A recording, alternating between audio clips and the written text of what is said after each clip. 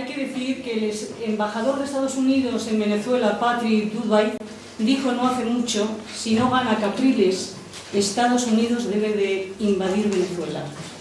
Entonces, en ese sentido, todo este proceso que ya se está dando, yo sí lanzaría aquí también, igual que en otro momento estudió aquí una asociación bolivariana, si efectivamente faltaba Chávez.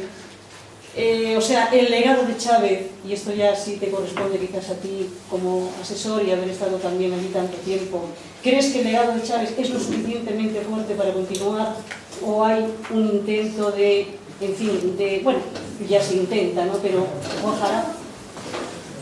Y aquí te dejo la palabra al profesor Carlos Monedero, profesor de la Complutense.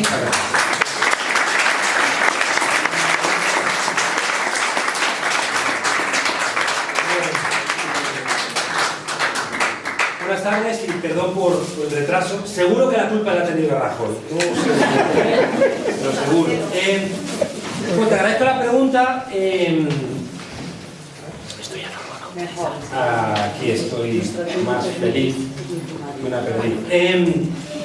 Yo quería, al hilo de lo que planteas, contar tres cosas en el breve tiempo que quiero robarles.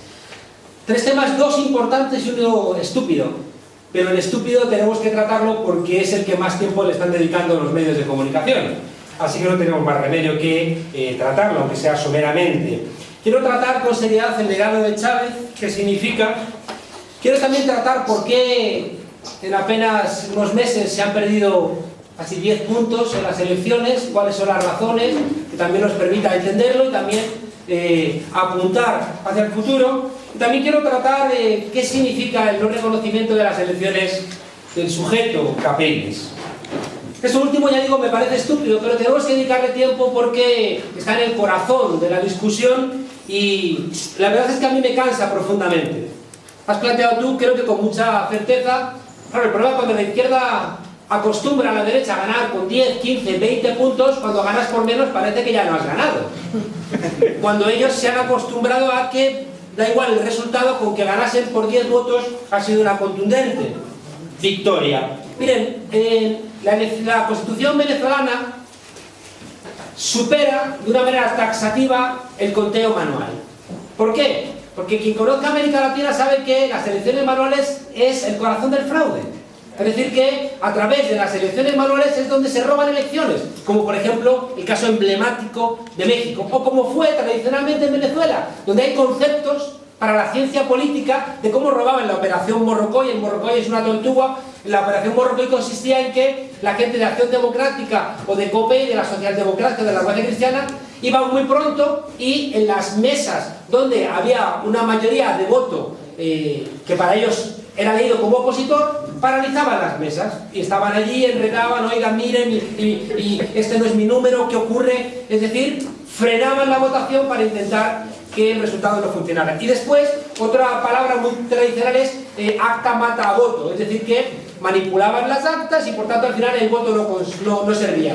Se pone en marcha en Venezuela todo un proceso automatizado, recogido como tal, incluso constitucionalmente y legalmente. Es decir, hay una voluntad de que el voto no sea manual, porque es donde tradicionalmente han robado las oligarquías. Fíjense ustedes, cuando yo estudié en Alemania, había dos palabras que me parecían viejitas, me parecían perezosas y no me gustaba utilizar: imperialismo y oligarquía, hasta que llegué a América Latina y sin utilizar la palabra imperialismo y sin utilizar la palabra oligarquía no explicamos nada de nada. Bueno, pues esto que usted ha planteado ahora mismo de este embajador es el quehacer cotidiano de la embajada norteamericana. Es decir, antes de las elecciones siempre dicen, y cuidado que si gana este, aquí van a tener ustedes problemas, ¿no? Es decir que, por eso el chiste tradicional, que el único lugar donde no ha habido un golpe de Estado norteamericano es en Estados Unidos, porque allí no hay embajada de los Estados Unidos, ¿no? Fíjense ustedes que están acostumbrados, ya digo, a ese robo del voto manual y por tanto se hace automatizado. Hay 15 auditorías previas a la elección concreta, 15 auditorías, abiertas a toda la oposición, a los grupos sociales. Ha habido una auditoría externa donde el 100% de los organismos auditores han dicho que las elecciones han sido limpias y transparentes, salvo un ser ectoplásmico abducido, un eurodiputado del Partido Popular, Que no es cualquier persona. No, es que no es cualquier persona, es el tipo que dijo que cuando el atentado de Atocha es el tipo que dijo que tenía los documentos que demostraban. Es decir, un mentiroso que fue aquí juzgado es el que va a Venezuela a decir que las elecciones no han sido limpias, ¿no? Él de corazón tan blanco. Bien, las elecciones se hacen por tanto automáticas, auditadas antes, durante y después. Tienen observadores acompañantes que aquí no los tenemos. Que también es espectacular escuchar a diputados españoles decir es que no han aceptado a los observadores, y aquí los aceptamos. Aquí aceptamos que venga alguien a mirarnos las elecciones a ver qué hacemos, y allí ¿por qué? Porque somos nosotros más listos que ellos. ¿Cuál es la cuestión? Bien, han establecido acompañantes y acompañantes serios. Es decir, no es que el Partido Popular vaya allí a decir si les han parecido bien, o el PSOE o Izquierda Unida o cualquier otro tipo de partido político, no. Son los representantes de los tribunales electorales del Mercosur, de la UNASUR u organismos reconocidos internacionalmente como el Centro Carter, especializados en validar o invalidar elecciones. El 100% han dicho que han sido limpias y transparentes. Bueno, pues sigue sin valer. Este señor tramposo y mentiroso que es Capriles dice a los medios de comunicación, a los medios, que hay que hacer un conteo papeleta a papeleta. Cuando, ya digo, eso está prohibido constitucionalmente por lo que se establece de voto electrónico. No lo dice en todo caso, para que tenga efectos, no lo dice donde corresponde, que es bien ante el Consejo Nacional Electoral o ante el Tribunal Electoral, que es una dependencia del Tribunal Supremo. No, porque allí cuando lo hace de repente pone en marcha el procedimiento. No lo hace, lo hacen los medios. Es decir, al hacerlo los medios, los organismos jurisdiccionales no pueden hacer nada, porque no ha habido ninguna petición concreta. Pero empieza ya a funcionar la cadena del ruido. Ah, que no lo hacen, ah, que, etcétera, etcétera. Hoy hay gente que cree que lo han presentado. No lo han presentado. Antes de venir aquí, ahora mismo ahí abajo, he llamado yo al Consejo Nacional Electoral. ¿Lo han presentado? No lo han presentado. Han pedido información sobre. Y aquí ya estamos engañados. El país. Claro, bueno, el país.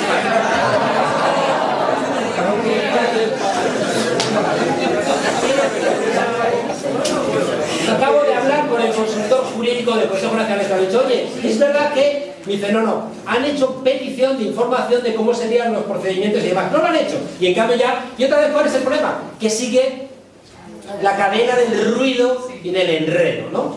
Claro, mentirosos, mentirosos. Hay una cosa que igual van a ver ustedes si ven el video de Capriles, cuando él presenta que hay 3000 incidencias. Hay una muy bonita, ¿no? Dice que en Wicas, una población muy contundente muestra el papel y dice, miren, 500 votantes y 700 votos. Y esto es en un pueblito, imagínense en el resto. El sinvergüenza de Capriles, lo que no cuenta es que en Wicas hay 2 mesas.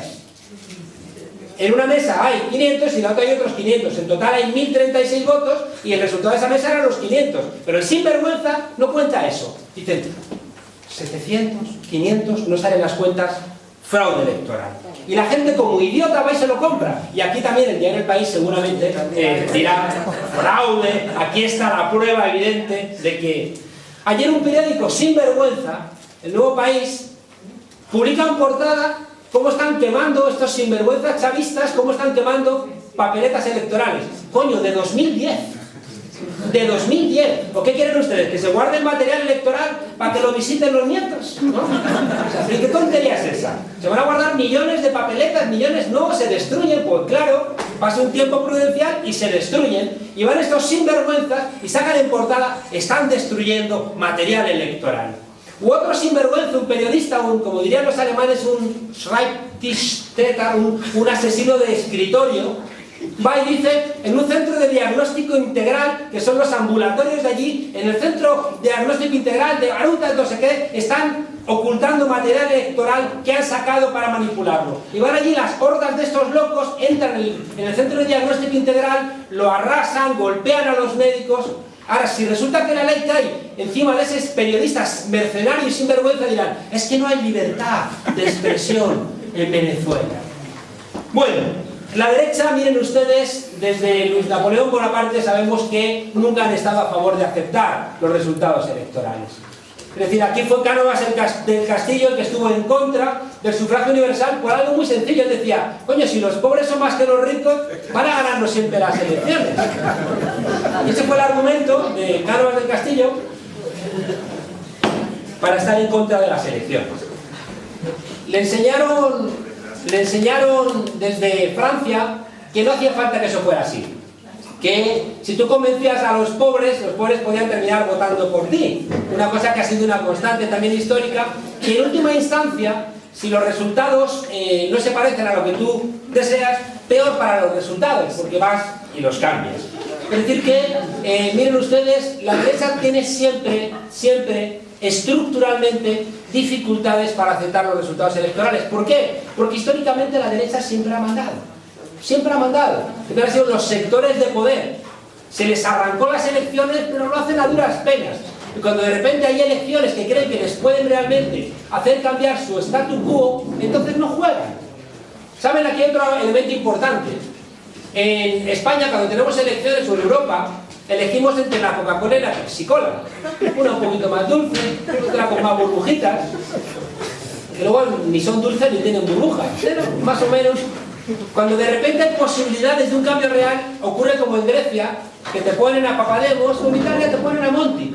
Porque cuando realmente hay la posibilidad de discutir modelos diferentes, no nos lo permiten. No nos lo permiten. Aquí solamente se permite que haya elecciones cuando puede salir uno de los dos partidos del orden existente. Claro, en Venezuela no es así. En Venezuela hay dos proyectos radicalmente diferentes de país, que afectan no solamente a Venezuela, sino que afectan a todo el continente y ya van afectando también a todo el mundo. Cuando el presidente Chávez en Naciones Unidas dice, aquí huele a azufre,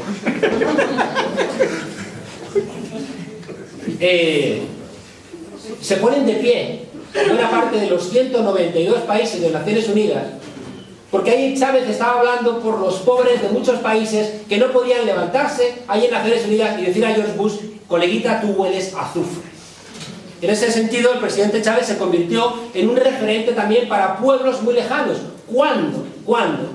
La buena de Venezuela, antes del presidente Chávez, iba a convertirse en referente de lo que no fueran telenovelas, mises y esos de PDVSA que iban por el mundo diciendo está barato de menos, ¿no?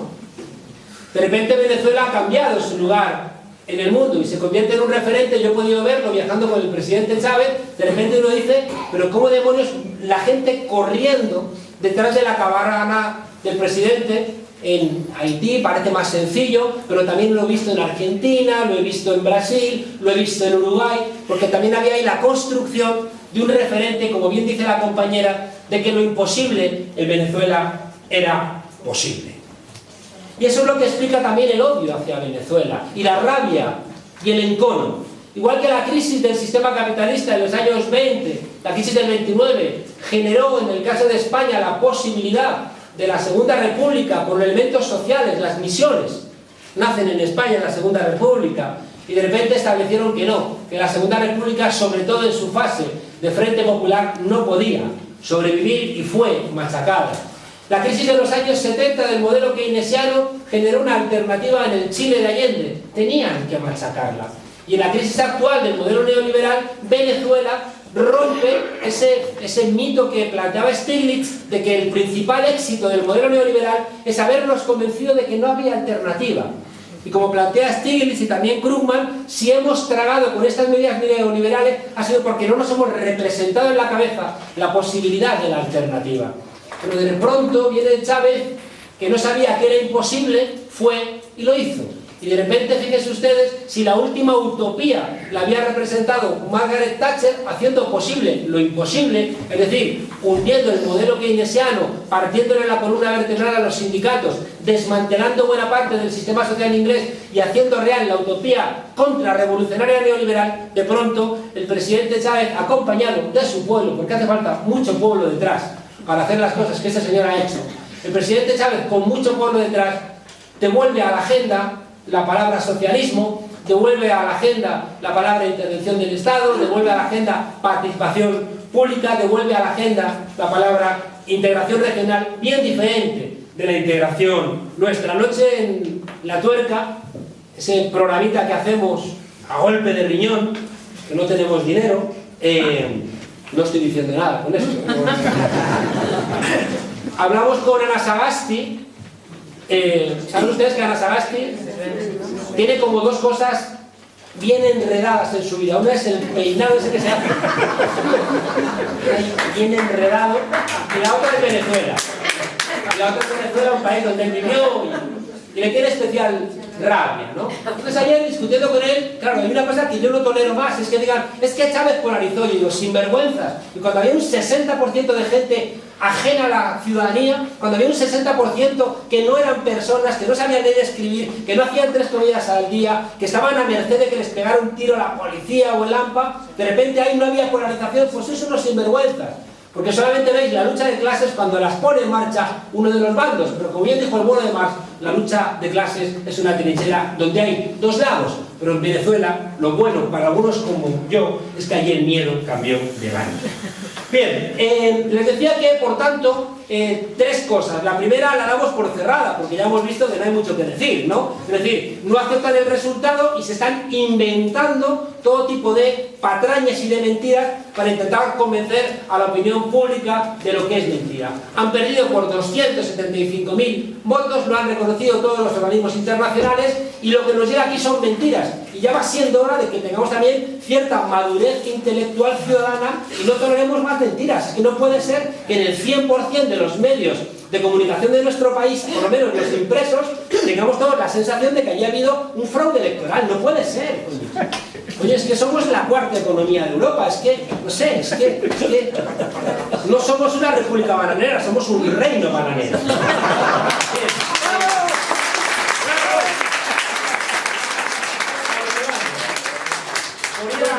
Voy a ir a la materia de las cosas que nos pueden interesar más, ¿no? Miren, el legado de Chávez, ¿no? Hace un par de semanas tuvimos un seminario allí en Caracas, en el Centro Internacional Miranda, centro interesante de pensamiento crítico. Yo siempre digo que una de las diferencias esenciales del proceso bolivariano frente a cualquier otra revolución es que allí la crítica no se ha callado, ¿no? Es decir, que así como si uno mira la Revolución Francesa, la china, la rusa, incluso la cubana, allí se acallaron las críticas. Es decir, no hubo cintura suficiente como para escuchar las críticas. El viejo Fidel Castro, en ese libro gordo de entrevistas con Ramonet, él reconoce que se equivocaron, ¿no? Que la crítica es lo que refresca los procesos, que la crítica es lo que permite moralizar a la gente. Lo que desmoraliza a la ciudadanía, al pueblo, es que ellos vean una cosa y la dirigencia les diga otra, ¿no? Entonces nosotros en el Centro Internacional Miranda, un centro que creamos porque nos lo pidió Chávez. Y Chávez nos dijo cuando se creó, decidme siempre lo que penséis aunque me moleste. Se lo dijimos y la verdad es que se molestaba, ¿no? Se molestaba, y alguna vez mucho, ¿no? En un debate fuerte que hubo en torno al hiperliderazgo, ¿no? Pero después Chávez tuvo la grandeza, ¿no?, de reconocer públicamente, incluso en la televisión, que teníamos razón y reconocía que la crítica debía ser, ya digo, el motor de los procesos que se pretenden revolucionarios. Bueno, en el Centro Internacional Miranda hicimos un debate sobre el legado de Chávez que les cuento 4 o 5 pinceladas. Lo tienen colgado en la red, ahí está. Hemos sacado un libro, lo presentamos la semana pasada y lo pueden bajar ustedes ahí de la red, porque en la dictadura bolivariana los libros suelen ser gratis, ¿no? Los dictadores son así, tienen esas cosas. Bien, una de las preguntas que nos interesa responder y que tiene que ver con el legado de Chávez es ¿por qué en este momento de la historia los gobiernos de la izquierda, los gobiernos de cambio, los gobiernos de transformación han triunfado?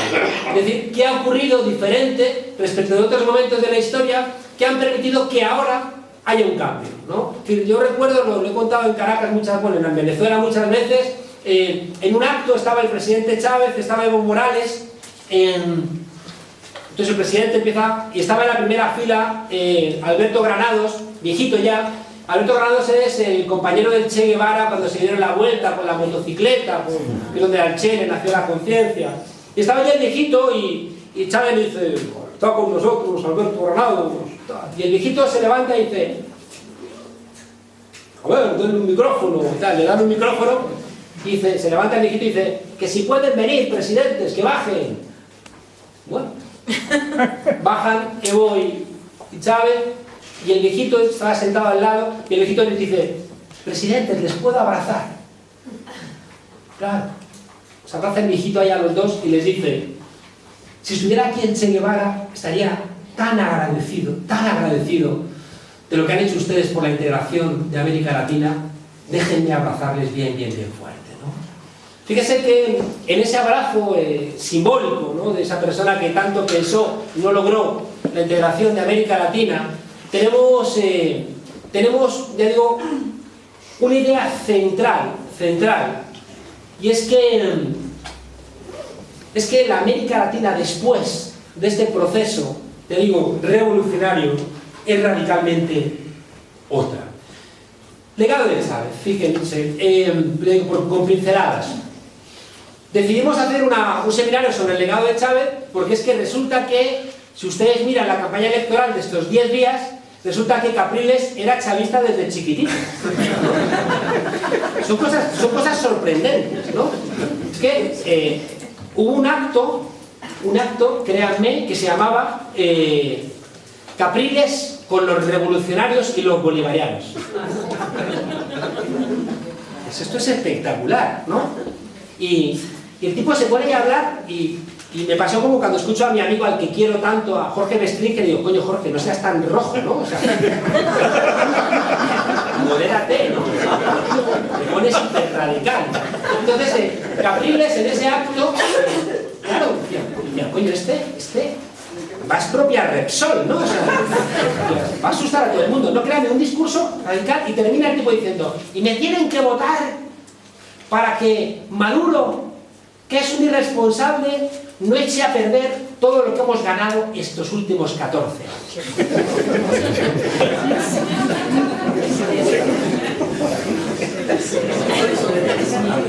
Yo quiero de tu droga, ¿no?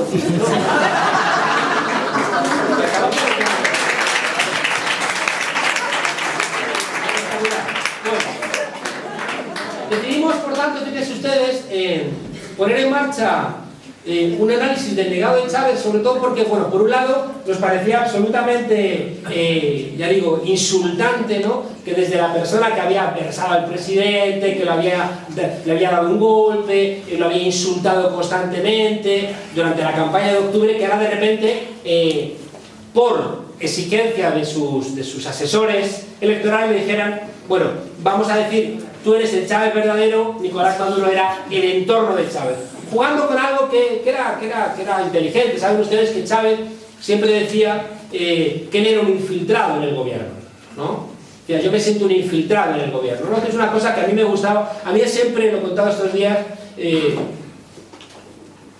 despacho que yo tenía ahí en Miraflores él pasaba cuando por la noche volvía de esas maratonianas, ¿no?, sesiones que él daba con la prensa o reuniones, él pasaba por delante del despacho que solía quedar hasta tarde. Soy muy trabajador y soltero, entregado a la causa. Entonces Chávez solía pasar y decía, monedero, infiltrado, ¿no? Entonces siempre jugaba con lo de infiltrado. Un día me acordé que en uno de los viajes nos montábamos, claro, en el avión de él, y él entra, el monedero, infiltrado, y digo, mierda, como le escuchen los de seguridad, lo van a tomar en serio, me van a sacar a golpes de aquí, ¿no? Presidente, no, explíqueles a estos que me están mirando con mala cara. Bueno, él decía, era repetido una pintada, ¿no?, una pintada en Caracas, sobre todo, que decía, Chávez es nuestro infiltrado en este gobierno de mierda, ¿no? Es decir, que había siempre enfados porque la revolución iba lenta y la gente siempre salvaguardaba a Chávez, que lo veía como el infiltrado que tenía buenas ideas pero que el gobierno no se las desarrollaba, ¿no? Entonces, bueno, les decía que quisimos hacer una obra sobre el legado, por un lado, para evitar que desde la derecha se atribuyeran o se reinventasen el legado de Chávez, pero también para que desde la izquierda o desde el movimiento bolivariano no mirasen donde no estaba lo que nosotros entendíamos que era el corazón del legado de Chávez, que es lo que quiero compartir con ustedes. Bien, miren, les decía que la pregunta que creo importante es por qué en este momento de la historia la izquierda ha tenido un espacio para el cambio. Porque en otros momentos fue machacada, vencieron los golpes, los pueblos abandonaron esos procesos. ¿Qué ha ocurrido ahora para que eso no pase? Y yo he señalado los siguientes puntos. En primer lugar, han sido cambios que han venido con redistribución de la renta. Eso es muy importante. Es decir, que al redistribuir la renta se ha ampliado la base social. Es decir, pedir eso, si vienen ustedes al Lenin de 1920, hay una intervención ante el Politburó donde Lenin le dice a sus compañeros: o damos de comer a los campesinos como les daban de comer los zares, o el abrazo que nos dieron cuando les sacamos de la guerra y acabamos con su dictadura nos lo van a pedir de regreso. Es decir, que uno de los elementos importantes que Chávez siempre lo entendió es que había que desde el momento uno redistribuir la renta. Y en esa redistribución de la renta, ya digo, la base social se ampliaba. Lo has planteado tú muy bien. Lo intentaron con el aparato del Estado heredado y no pudieron. Y por eso tienen que inventarse las misiones. Las misiones son políticas públicas pero participadas popularmente. Porque con el aparato del Estado heredado ni alfabetizaban, ni los médicos querían subir a las partes pobres, ni los maestros enseñaban, y había que reinventarse. El Estado heredado no funcionaba. La redistribución de la renta, insisto, la redistribución de la renta es un elemento esencial para explicar por qué han ganado credibilidad y asentamiento estos procesos. Recuerdo un editorial maravilloso, grandioso, de ese periódico global en español, que es El País, donde decía: el populista Chávez se gasta el dinero del petróleo en educación, sanidad y en vivienda. Coño, que venga, ¿no? O sea, que venga el populista ese aquí, corriendo. Bien, segundo elemento importante de por qué los gobiernos de cambio han triunfado es porque se ha hecho con democracia. Con democracia. Entonces, ustedes, la caída de la Unión Soviética en el 91, ya en el 90 en América Latina los sandinistas habían tenido que entregar el poder, no realmente porque perdieran las elecciones, sino porque también es de esas cosas. Resulta que en el año 90, las elecciones que gana Violeta Chamorro, el embajador estadounidense dice: si ganan los sandinistas, sigue la contra y sigue la guerra. Yo recuerdo muchas mujeres sandinistas llorando, votando por Violeta Chamorro porque querían que su hijo regresara de la guerra. Y sabían que si votaban a lo que querían, que eran los sandinistas, había guerra. Tráigame un solo periódico donde dijese que esas elecciones fueron falsas y que fueron fraudulentas, ¿no? Bien, con democracia. Todos estos procesos, fíjense ustedes, han sido electorales. Cuando Chávez sale de la cárcel en el 94, 2 años se recorre el país, y en el 96 él ve con absoluta claridad que la vía no es la insurreccional. Y tiene que convencer a una buena parte de los venezolanos de que la vía ya no es la insurreccional, que la vía es electoral. Y era una discusión que tuvieron muy poderosa. Y así va a ocurrir en el resto de los países. Pero cuidado. Es democrática no solamente desde el punto de vista de la democracia liberal y representativa, sino que también es democrática devolviendo la capacidad de decisión al pueblo. Es decir, que los procesos de democracia representativa se acompañan con procesos de democracia directa. Aquí hemos tenido que escuchar nosotros durante todos estos años que nuestra maravillosa transición nos había legado un pueblo inteligente, culto, pero que no estábamos nunca lo suficientemente maduros para discutir la Constitución. No habrá, yo recuerdo Rubio Llorente, el secretario permanente del Tribunal Constitucional, yo creo que su factotum del Tribunal Constitucional, Manuel Rubio Llorente, no Manuel García Pelaya, era su maestro. Manuel Rubio Llorente diciendo: no abramos el melón constitucional. Claro, luego en 2 semanas el PSOE y el PP, con agosticidad y alevosía, deciden cambiar ni más ni menos que un artículo que invalida el artículo 1 de la Constitución que dice que España es un Estado social. Ellos sí pueden, pero nosotros no podemos. Aclárense, o la transición fue una mierda que nos hizo ciudadanos estúpidos, o la transición fue estupenda que nos hizo ciudadanos maravillosos. Coño, pues déjenme opinar, porque soy maravilloso y estoy muy informado porque he visto la serie de Victoria Priego de la transición. Y resulta que en estos países, todos ellos pusieron en marcha, incluso con tasas muy altas de analfabetismo, pusieron en marcha procesos constituyentes. Los círculos bolivarianos eran grupos de gente donde había alguien que sabía leer y escribir y le leía los artículos de la Constitución a la gente que era analfabeta, para poder discutir los artículos de la Constitución. Esos son los temibles círculos bolivarianos. Si opinase de ellos Cifuentes, diría que son de ETA, pero de momento vamos a dejar. Redistribución, democracia. El tercer elemento de por qué las democracias han triunfado es porque han sido en compañía, es decir, ha habido una ola. Fíjense ustedes que el presidente Chávez desde el momento 1 entendió que la democracia en Venezuela no iba a subsistir. Así como Trotsky tenía razón cuando dijo que el socialismo en un solo país no iba a funcionar, que si no se generalizaba lo más que iba a haber era un nacionalismo autoritario, y tuvo razón, Ya, lo dejamos ahí. No digo más. Tuvo razón. Chávez entendió desde el minuto 1 que no iban a permitir que la democracia venezolana subsistiera. Y por eso desde el primer momento él va a ayudar a los países del entorno a que puedan construir su propia democracia. Claro, cosa que ha sido muy criticada, ¿no? Ayer también discutiendo con Ana Sagasti, malvado, ¿no? Discutiendo con Ana Sagasti, claro, dice, no, y Chávez regalando el dinero. Y digo, coño, o sea, señora Ana Sagasti, estamos diciéndole a Merkel que utilice su mayor músculo económico para ayudar a los países de Europa a salir de la crisis, y eso nos parece excelente, y cuando Chávez lo hizo en América Latina se lo criticamos. ¿Esto qué es? ¿La vara doble de medir permanente que les hace quedar como idiotas? ¿O cómo es esto? ¿No? Entonces, claro, Chávez ayudó a Argentina, Chávez, lo cosa que la gente no sabe, ayudó a Brasil inicialmente, por supuesto ayudó a Ecuador, ayudó... Claro, y eso es lo que hace que ellos estén creciendo al 5 y pico % y nosotros estemos cuesta abajo. Gracias a Chávez, y se lo agradecen. O si no, ¿por qué demonios creen ustedes que a la muerte de Chávez varios países del continente declararon luto nacional? ¿Por qué quieren ustedes que la ciudadanía en la calle llorando, incluso en Colombia, en Argentina, en Brasil, en Bolivia, llorando al presidente Chávez? ¿Por qué? Porque de repente había construido una unidad que iba más allá de lo económico. Les había ayudado en momentos complicados. Tienen ustedes una cena pagada en el sitio más caro, sin ayuda, la persona que me diga los nombres de los 27 presidentes de la Unión Europea. Me salvé.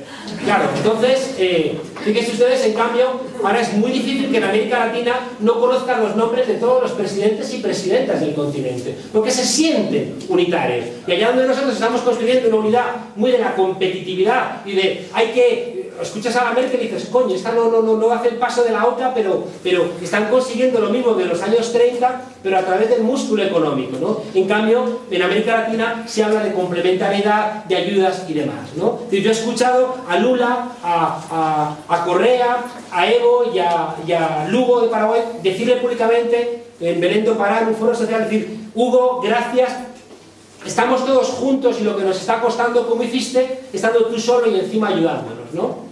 Y una cosa que la gente no sabe, ¿saben ustedes que Vargas Llosa, hijo, que es bastante más tonto que... Su padre es un espectacular escritor y un patético demócrata, ¿no? El hijo, Álvaro. Que no es muy listo. Sí, Álvaro. Me saltan las ideas y me he acordado de lo de Elena y Cristina, la tonta, lista. Si la lista está haciendo lo que está haciendo, más hubiera valido que no fuera tan lista. Pero bueno, perdón, es el jet lag, y desde ayer de viaje. Bien, les decía que, ya me he comido el tiempo seguramente y no he encontrado nada todavía. Bien, les está diciendo que Álvaro Vargas Llosa, que me calle ya. No, que vayas terminando. No, mierda, si no he empezado. Continuamos después, hace preguntas. Bueno, termino. Renuncio y termino, 5 minutos termino. Bueno, dijo que había una izquierda vegetariana y una izquierda carnívora. No, luego lo popularizó el padre. La supuesta izquierda vegetariana era Brasil o Chile y la izquierda carnívora era, por supuesto, Chávez y Cuba y demás. Cuando murió en huelga de hambre Orlando Zapata en La Habana, desgraciadamente, ¿no? ¿Quién estaba al día siguiente en La Habana? Lula. Haciendo declaraciones duras, diciendo Orlando Zapata es un problema nuestro de los latinoamericanos, no es un problema de Estados Unidos ni de Europa, no se equivoquen. Y fue allí a impedir que un hecho tan luctuoso se convirtiera en un ataque a la siempre atacada Cuba. Bien, por tanto ha sido también en compañía y no se han sentido solos y se ha podido acompañar y se ha podido frenar, no todos los golpes de Estado, pero se ha podido frenar buena parte de los golpes de Estado porque ya la UNASUR, una nueva organización que crea Chávez, que ya no es las organizaciones donde están Estados Unidos, permiten una unificación de criterios que asustan a los golpistas. En cuarto lugar, estas transformaciones en América Latina han tenido lugar con nuevos medios de comunicación para que tomemos nota. Sin Internet y sin los teléfonos móviles seguramente no hubiera sido igual el cambio. Por tanto, ahí se abre también una ventana de esperanza de que entendamos que ciertos desarrollos tecnológicos también ayudan a los sectores mayoritarios al cambio. Y por último, el presidente Chávez marcó una senda que después se repitió en el resto de los países y que creo que es una de las garantías del cambio, y es que los cambios se hicieron con una nueva identidad. Todos los países, todos ellos se reinventaron una nueva identidad, fíjense ustedes, incluyente. Una nueva identidad donde ya no se miraban a los modelos del norte, ya no se miraba ni a Europa ni a Estados Unidos, sino que se miraban a sí mismos. Y al mirarse a sí mismos, al crear una nueva identidad, sectores que se habían sentido expulsados se vieron representados en ese nuevo discurso. Es espectacular cómo en apenas 14 años la gente ha asumido la bandera en Venezuela, o el himno, cosas que solamente parece que las reivindicaba el bueno de Ali Primera, el cantante, ¿no? Y cuando ustedes escuchen cantar al presidente Chávez de Gloria al bravo pueblo, quien hacía eso era Ali Primera, ¿no? Y fíjense qué hermoso, una revolución signada por poetas y cantantes. Bien, les decía que el legado de Chávez, cuando lo piénsenlo en términos prácticos. La revolución bolivariana no se hace sobre los hombros de un teórico, como ocurrió con la revolución rusa, sino que se hace sobre referencias teóricas. Todo el mundo sabe lo que leía el presidente Chávez, muy espectacular lo que leía, y sus referencias, que van a ser un libertador, que es Simón Bolívar, un campesino a caballo, que es Ezequiel Zamora, y un socialista utópico que buscaba siempre hacer del pensamiento transformación, que es Simón Rodríguez, el maestro de Simón Bolívar. El pensamiento del presidente Chávez siempre fue práctico. Siempre que chocaba contra un problema, de ese problema extraía una conclusión teórica y buscaba herramientas teóricas que le ayudaran a entender y superar ese problema. Fíjense que eso es muy importante entenderlo, porque es gracias a esa construcción teórica sobre problemas concretos que lo que ahora se llama chavismo tenga mucha fuerza, porque no es una interpretación libresca, no es una interpretación guiada por ningún tipo de canon, sino que es una interpretación abierta que busca solventar problemas concretos. Y esto nos lleva también a una idea central. El presidente Chávez, por fortuna, no pertenecía a ninguna de las familias tradicionales de la izquierda, que, como ustedes saben, nada odia más el Frente de Liberación de Judea que el Frente Judaico de Liberación, ¿no? En la izquierda siempre hay una lectura muy canónica de nuestra lectura, sobre de los clásicos, que hace que dos comunistas hagan una célula y tres, una escisión. El presidente Chávez no venía de ninguna de esas corrientes y, por tanto, no fue rehén de ninguna de las lecturas tradicionales de la izquierda. Por tanto, fíjese, esa pintada que yo vi una vez en Buenos Aires, no sabía que era imposible, fue y lo hizo, se convierte en un elemento central del gobierno de Chávez. Y Chávez, fíjense ustedes, ese experimentalismo, ese vivencialismo, ese sacar la teoría de la práctica, viene muy marcado por lo que yo creo que es otro gran legado de Chávez, y esos legados son los que permiten responder a tu pregunta. Son legados permanentes, porque no son legados sobre libros, son legados sobre realidades concretas muy recientes. El segundo legado importante es el experimentalismo, es decir, el legado de Chávez es una lucha contra la ortodoxia. Hay un marxista muy importante venezolano, Ludovico Silva, que dice que si los loros fueran marxistas, serían marxistas ortodoxos, ¿no? Entonces, esa frase que al presidente le hacía también gracia, marca una manera de interpretar las lecturas que no te hace rehén de nada. Y, por ejemplo, el presidente Chávez no fue rehén de que el único sujeto revolucionario es la clase obrera. Porque si el presidente Chávez, a través de lecturas de la izquierda, hubiera llegado a la conclusión de que el sujeto de la revolución es la clase obrera, apaga y vámonos, porque no hubiera funcionado. Porque allí tan importante como el proletariado era el pobretariado. Claro, o los indígenas, o las mujeres, o los militares, con lo que nos cuesta tanto entender desde aquí, pero que gracias a que los militares ya se han socializado de otra manera, todavía hay proceso bolivariano. Los militares, piensen ustedes en los militares del año 36. Ojalá en España hubiéramos tenido una parte importante de los militares comprometidos con los valores del Frente Popular. No tendríamos en nuestro pasado una dictadura de 40 años. Bien, este presidente Chávez, ya digo, que construye su legado sobre la práctica, también va a chocar contra los partidos políticos de la Cuarta República y va a sacar la conclusión de que hace falta nuevos partidos diferentes. que no sean partidos que sean corrientes de transmisión de las decisiones de las cúpulas, sino que realmente sean lugares de discusión. El presidente Chávez también, por esa misma razón, se inventa una nueva constitución, fíjense ustedes, y establece que hace falta cambiar las bases de Venezuela, y se inventa una nueva constitución, y no solamente se inventa una nueva constitución, sino que la constitución venezolana del año 99 marca una senda que luego van a transitar buena parte de los países de América Latina, y se lo aseguro, vamos a transitar nosotros cuando tengamos el músculo suficiente para plantear una reforma constitucional en nuestro país. En esa misma dirección, el presidente Chávez entiende que hace falta una teoría de la integración contra los Estados Unidos, y ahí desarrolla también su músculo teórico vinculado a la integración. Bien, le digo, todo un legado, ¿qué? Las elecciones. Ah, sí, ya voy. Todo un legado, fíjese, todo un legado dirigido a las transformaciones concretas. Bien, el presidente Chávez, cuando en 2005 dice que la solución a los problemas de Venezuela va a ser el socialismo, está haciendo un gesto muy generoso, porque podría haber dicho que la solución era el chavismo, como Perón, y eso tiene una ventaja, que puede haber peronistas de derechas y peronistas de izquierdas, pero no puede haber socialistas de derechas. Cuando el presidente dice en 2005 que la solución va del socialismo, está blindando para el futuro, en caso de que él falte, cuál es la línea.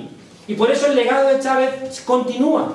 Continúa, ¿por qué? Porque no es una cosa vinculada a su persona, sino que está vinculada a un proyecto, que él lo va a blindar en la Constitución, lo va a blindar en las leyes, y lo va a blindar en el plan de la patria, primero en el 2007, 2013 y ahora en el 2013-2019, que por fin han entendido que es de transición al socialismo. Y se han acabado con esa tontería de que ya estaba el socialismo. No, había que sentar las bases para la transición al socialismo.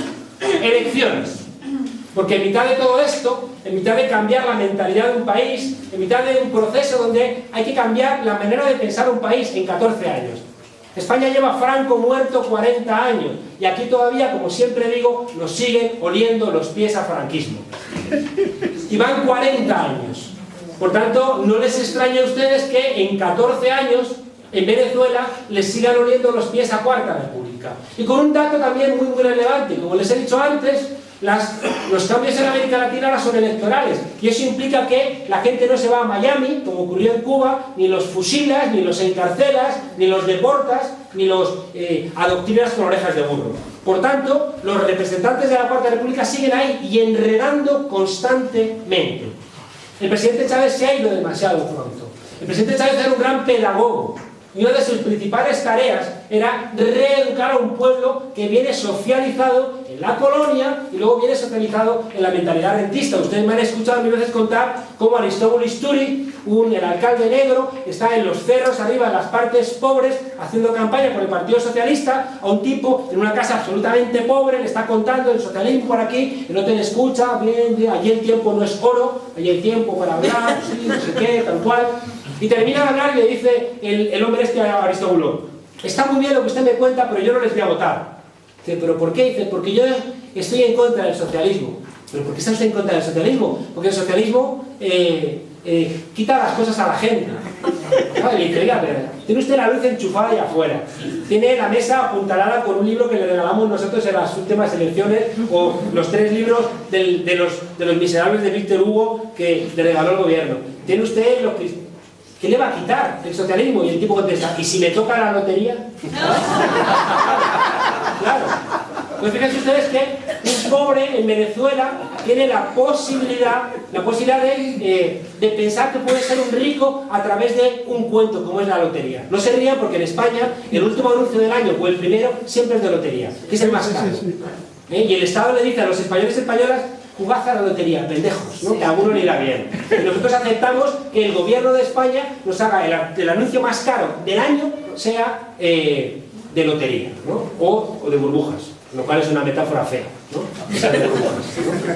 Bien, decía que el presidente Chávez, desgraciadamente, muere muy pronto, y ese gran pedagogo que había generado credibilidad en el pueblo se va. Y en la discusión que tuvimos en su día del hiperliderazgo, es decir, de haber construido un recambio, pues de alguna manera se vio urgido, ¿no? Se vio urgido, y poco antes de entrar en el quirófano que le cegó definitivamente la vida, finalmente pues el presidente dijo voten a Maduro. Y es verdad, como dice la compañera, que Maduro es un gran líder, pero no es el presidente Chávez y hubiera necesitado mucho más tiempo para poder tener resultados diferentes. ¿Qué ha pasado en las elecciones, ¿no? Miren, varias cosas. Primero, el primer elemento, hay que entender que el presidente Chávez iba también ya en retroceso en las elecciones. Primer elemento. No le echamos la culpa a Maduro de un retroceso que afectaba al conjunto del proceso. Es decir, las elecciones de octubre son las elecciones presidenciales donde se obtiene menor brecha entre la oposición y el chavismo, ¿no? Es decir, ahí había una parte del pueblo que estaba regañando. Claro, a Chávez la gente no le regañaba porque sabía que Chávez era la única posibilidad real, contrastada, de tener un líder que no les había mentido, un líder que les había prometido y que nunca les había mentido. Y por eso Chávez le sigue sacando 11 puntos, pero saca menos que en otras ocasiones. Y eso es también lo que nos explica por qué el presidente Chávez en sus últimas alocuciones fue tan crítico y autocrítico, fue profundamente crítico y autocrítico. Es decir, las 3 R, rectificación, revisión, reimpulso, qué pasa con las comunas, mandar obedeciendo. Es decir, si usted mira el documento para mí más importante que nos deja Chávez, lo que se llama el golpe del timón, que es esa rueda de ministros de octubre del año pasado, ahí el presidente establece una autocrítica feroz acerca de los errores, porque él se dio cuenta de que iba estrechándose la brecha y que había que dar respuesta a determinadas realidades. Segundo elemento que ha tenido lugar en las elecciones, miren, y esto nos obliga a una reflexión muy profunda. No nos dejan nunca gobernar. Nunca nos dejan gobernar. Te ponen la zancadilla, cuando te caes te dicen, ya te decía yo que ibas por mal camino. En 1920, Lenin, en una discusión que tiene muy fuerte con el pobre Kautsky, al que ya le va a quedar para toda la vida el adjetivo de renegado, le dice, no te equivoques.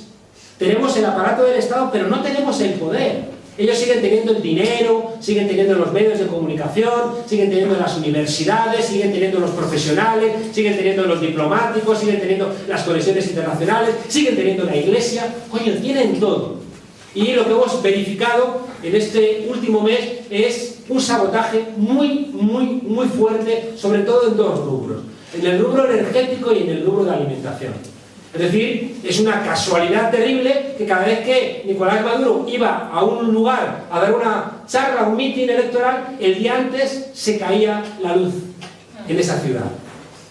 Es decir, se ha detenido a mucha gente volando torretas de electricidad, lo cual no explica el 100% de los problemas eléctricos, ¿eh? Es decir, también hay problemas vinculados a que no se ha hecho la inversión suficiente y a los problemas tradicionales de ineficiencia. Pero ha habido sabotaje muy fuerte eléctrico. Claro, y es muy fuerte que tú estés en un sitio y de repente se te vaya la luz 2, 3, 4 horas, ¿no? Eso va generando una profunda debilidad que ha sido muy aprovechado por Capriles. Y el segundo es la distribución de alimentos, ¿no? También se han detenido a mucha gente acaparando alimentos, no sacando y no redistribuyendo harina, generando psicosis para que la gente pensara no hay pollo, la gente acaparase pollo y al final, claro, son profecías autocumplidas. Y se generaban problemas de abastecimiento que podían durar 2 días, a veces menos, a veces como mucho 3 días, pero generaba la idea de que faltaban productos y, por supuesto, los medios de comunicación, el 90%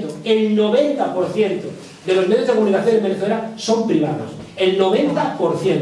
Entonces, titulares, falta pollo, falta harina, falta azúcar, y eso también iba ahondando, ¿no?, en una lectura crítica con el gobierno.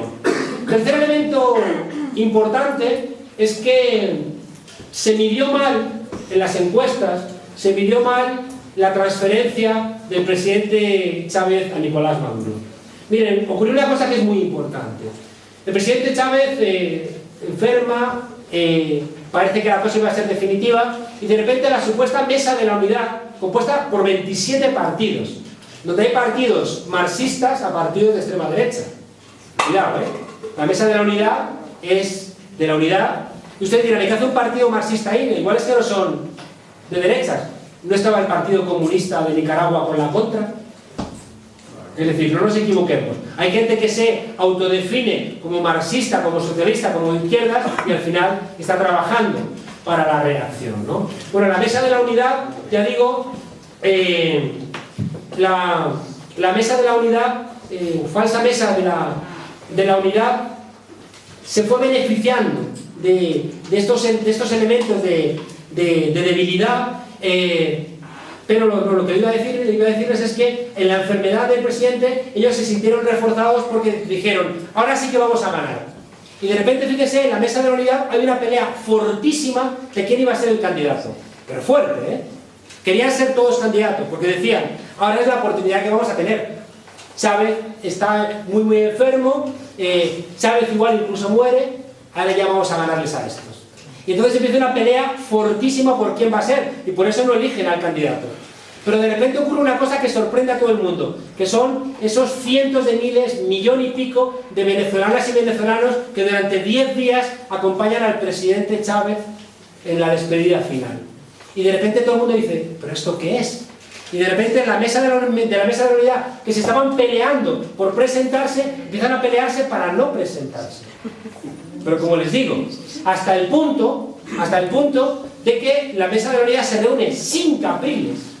Y dicen, hace una rueda de prensa y dicen, hemos decidido que sea Capriles. Y Capriles dice, cabrones, ¿no? Créanme, Capriles da una rueda de prensa y dice, me lo tengo que pensar. Y tarda 2 días en decidirse, porque pensaban que iban a perder. Añaden unas encuestas muy torpes, donde la emotividad de ese proceso no la hemos medido bien.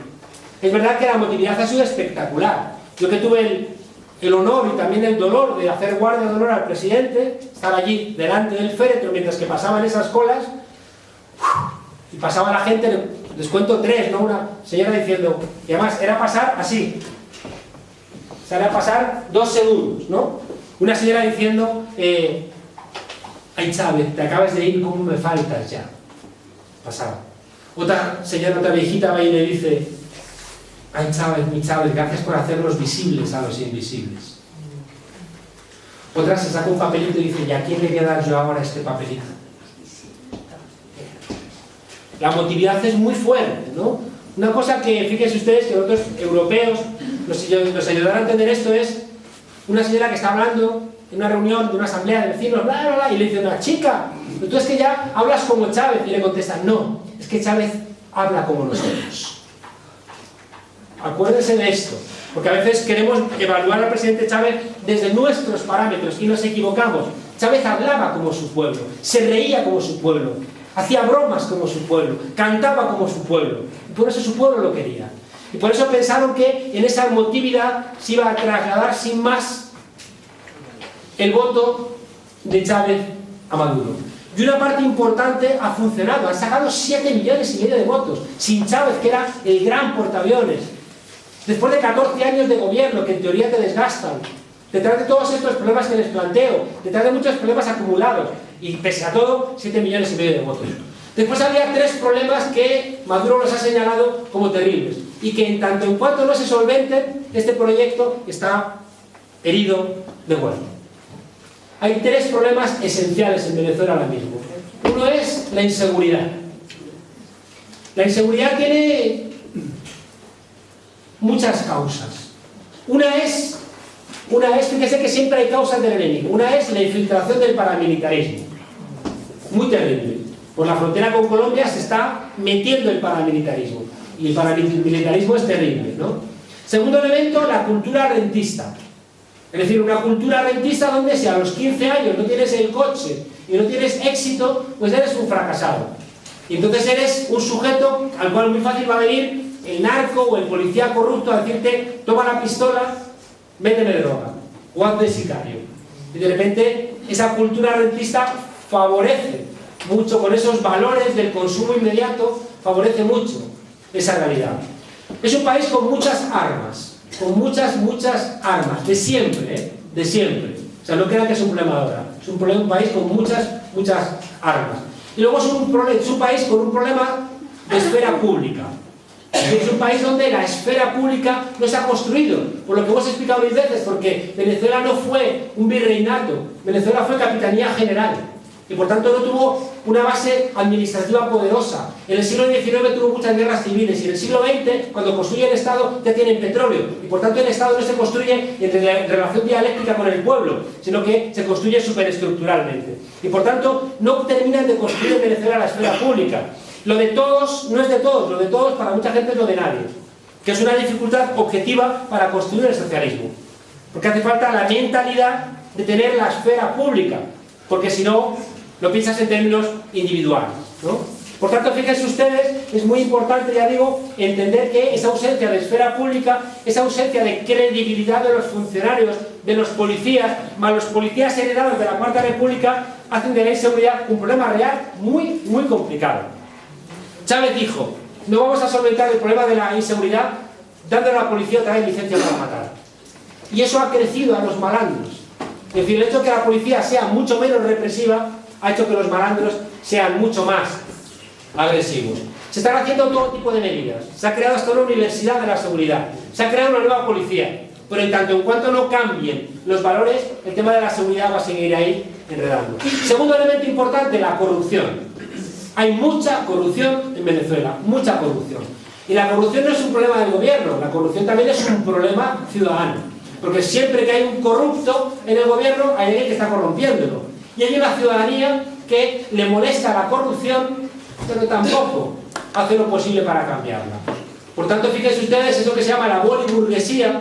Es decir, saben ustedes que en los países del este se generan la nomenclatura.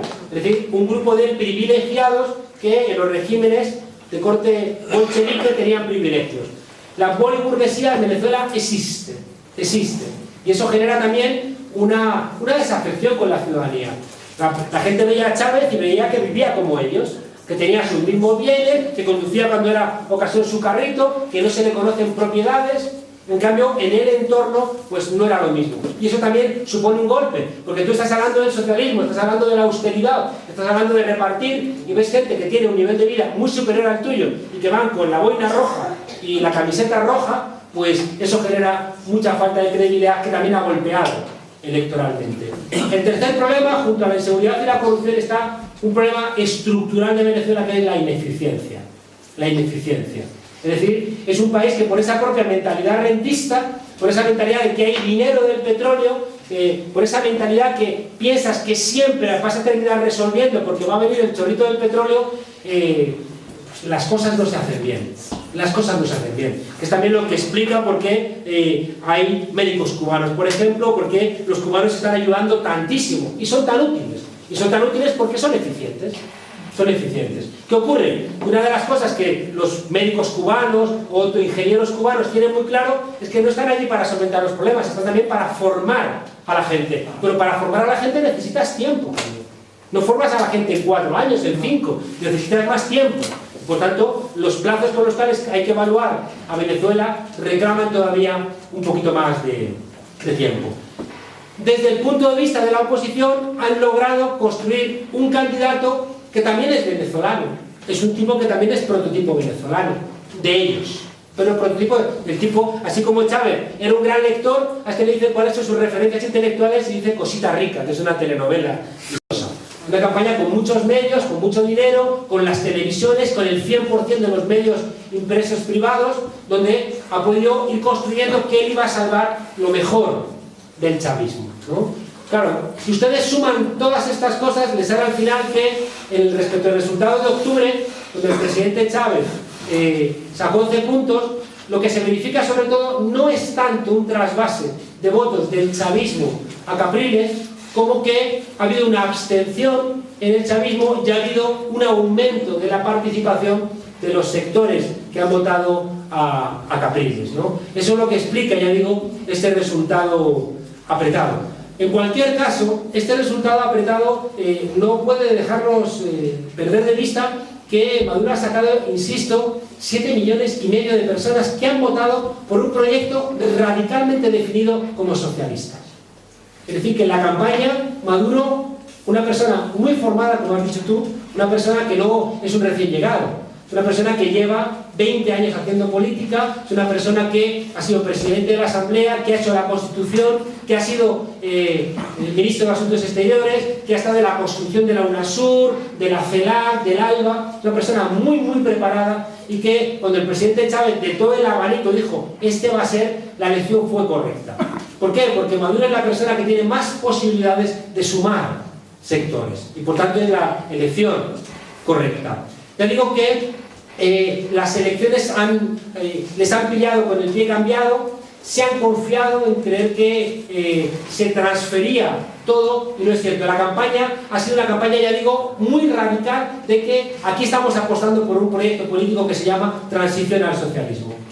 Si pensamos que 7,5 millones de venezolanas y venezolanos han votado por un proyecto que lo que busca es, de manera radical y decidida, construir el socialismo, cónchale, son muchos, son muchos. Cuando en Venezuela sigue habiendo en la propaganda de la derecha la idea de que el socialismo es que te van a quitar los niños, textual, textual, que periódicos serios decían, proyecto de ley del gobierno, van a perder las madres la patria potestad de los hijos, ¿no? Entonces, claro, ese miedo existe, La conclusión final, fíjense ustedes, es que Maduro, hablé con él hace 2 días, la noche de las elecciones, estuve charlando un rato con él, le vi fortísimo. Miren, quien lleva 20 años, esto es como cuando le preguntaron a Sabina ya con 50 años, mira, ¿qué opina del éxito? Y dijo Sabina, mira, cuando el éxito te llega ya tan mayor, lo dosificas bien, ¿no? El gobierno actual venezolano no son advenedizos, son gente que lleva muchos decenios en la política y que tienen claridad de ideas, tienen claridad de proyecto y tienen también, fíjense ustedes, todo un contexto que les apoya. A día de hoy se siguen teniendo, porque se ganaron 20 de las 23 gobernaciones, se sigue teniendo la Asamblea Nacional porque se ganó, hay un ejército absolutamente decidido a defender la Constitución y las leyes, hay un entorno latinoamericano que apoya y Nicolás el otro día planteó lo que para mí fue la idea central. Y es que a partir del día siguiente de las elecciones iba a ganar su autobusico. ¿Cómo les molesta a algunos que un trabajador sea presidente del gobierno? ¿Cómo les molesta que un trabajador conductor de autobús sea presidente del gobierno? Parece que solamente pueden serlo, no sé, los licenciados, los doctores, los que tienen estudios superiores. Dijo que iba a ganar su autobusico y iba a recorrer el país para construir una nueva legitimidad. Y esa es la idea central. Esa es la idea central. Nicolás Maduro ha entendido a la perfección que el gran equilibrio que armó Chávez no lo ha heredado. Y tiene que armarlo. Él tiene que recorrer el país, hablar con todos los sectores, escuchar al pueblo y armar el nuevo equilibrio, el nuevo bloque histórico del país. Hay mucho hecho, pero tiene que hacer esa tarea. El otro día lo explicó con absoluta nitidez. Y el intento de golpe de Estado que ha hecho esta derecha estúpida y fascista, lo que ha hecho es reforzar a Nicolás Maduro y al gobierno. Yo he estado diciendo en Venezuela que, ¿saben ustedes que en la Biblia que liberaran a los pueblos de la esclavitud y los llevan a las puertas de la tierra prometida? No entran, se quedan en la puerta. Yo creo que hay una metáfora fuerte detrás. Y el fallecimiento del presidente Chávez a las puertas de esa tierra prometida, que es el socialismo, lo que obliga es a decirle a ese pueblo, yo os he llevado hasta aquí, ahora os corresponde a vosotros pasar esa puerta. No estoy muy de acuerdo contigo cuando dices que Maduro es el que va a llevar eso, no, va a ser el pueblo. Porque lo más luminoso siempre del legado de Chávez siempre ha sido con pueblo. En el 92 no hubo pueblo y por eso fracasó el levantamiento. Después, gracias a que había pueblo, todo triunfó. Y Nicolás lo ha entendido. Ha dicho, respondió a Chávez, yo tengo que mandar obedeciendo. Y el pueblo ha entendido que todos somos Chávez. Y el pueblo ha entendido que o crecen o ese impulso que les puso en la puerta el presidente Chávez no se va a cumplir. Por eso, fíjense ustedes, este resultado apretado creo que tiene un efecto positivo. Y es que ha obligado a todo el mundo a ser consciente de que no puede seguir el presidente Chávez, incluso después de su desaparición física, haciendo lo que los ciudadanos no quieren hacer. El socialismo es una cosa demasiado grande y demasiado exigente como para que no esté comprometido todo un pueblo. Y la muerte del presidente Chávez ha sido el último servicio a ese proyecto. La muerte del presidente Chávez le ha dicho a ese pueblo crecer y traspasar el umbral de la puerta del socialismo. Y por eso he escuchado allí decir, y yo también lo digo, hasta siempre, comandante.